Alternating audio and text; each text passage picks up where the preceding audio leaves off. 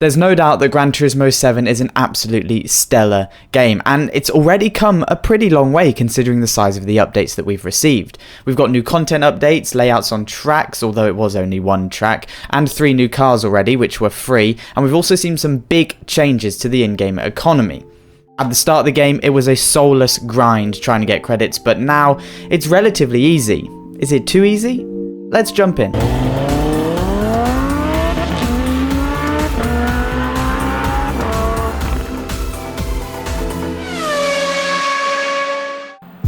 So there has always been an ongoing battle, specifically in Gran Turismo 7, between players that want to feel like they could complete the game relatively quickly and Polyphony who want GT7 to last for years and years and for their audience to really experience the magic of the automotive world. However, the way Gran Turismo 7 is laid out, with a good chunk of the car list only available on a rotational basis, it is clear that the vision for Gran Turismo 7 was for it to take a long time for players to complete their garage.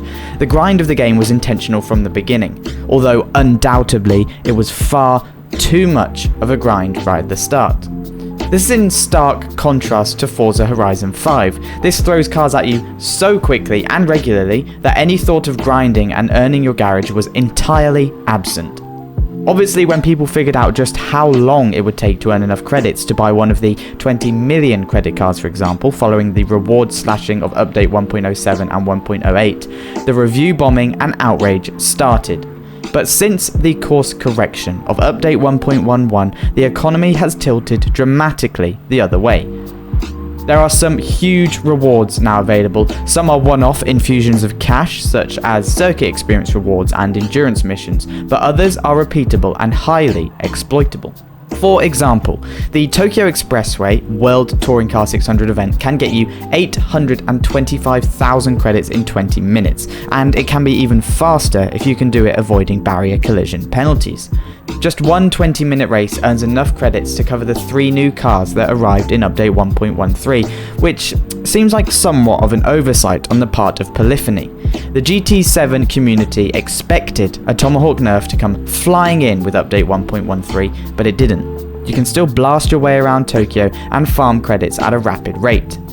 Now, there will always be an optimum way to build your balance in a game. There is no getting around that. However, most games tend to have a better balance, letting you rotate options that are roughly equal in credits per minute. That's not been the case in Gran Turismo 7. First it was Fisherman's Ranch, and now it's Tomahawk at Tokyo. Do you think it's a real shame? Despite amazing locations and a strong roster of cars, there is a good chunk of players who are just spending their time in one machine and at one track to buy up cars that they may never use. Now, how can Polyphony fix this, or does it really need fixing? The first thing Polyphony could do is figure out how to stop the Tomahawk exploit. Settings had to be tweaked after Update 1.13, but you can still get your Tomahawk under 600 performance points even as it hits nearly 300 miles an hour. Maybe they need to put a blanket ban on VGTs for some events. Maybe setting these high reward events as timed ones rather than laps would work. The 30-minute Le Mans race is still easy with the Tomahawk, but you have to race for 30 minutes regardless of how many laps you do.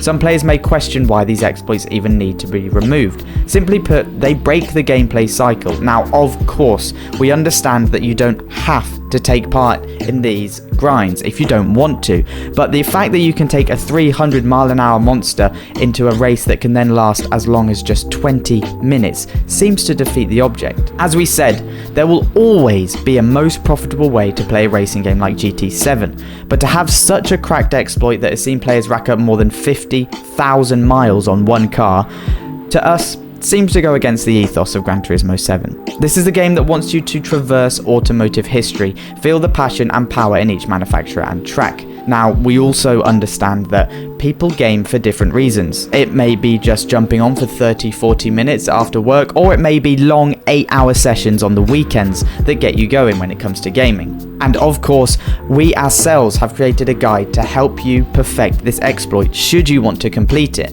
We just don't quite feel that it has a place in the game right now.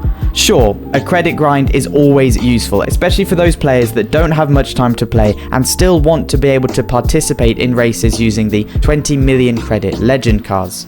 So for us, a fix would be as simple as removing the Tomahawk grind, but also balancing out some of the other events so that there are multiple ways of earning most credits for your time spent in Gran Turismo 7. That's what we make of the Tomahawk grind and the state of the credit grinds at the moment in Gran Turismo 7. What do you think? Let us know down in the comments. We'd love to hear your thoughts, and we'll catch you in another video here on the Racing Games channel soon.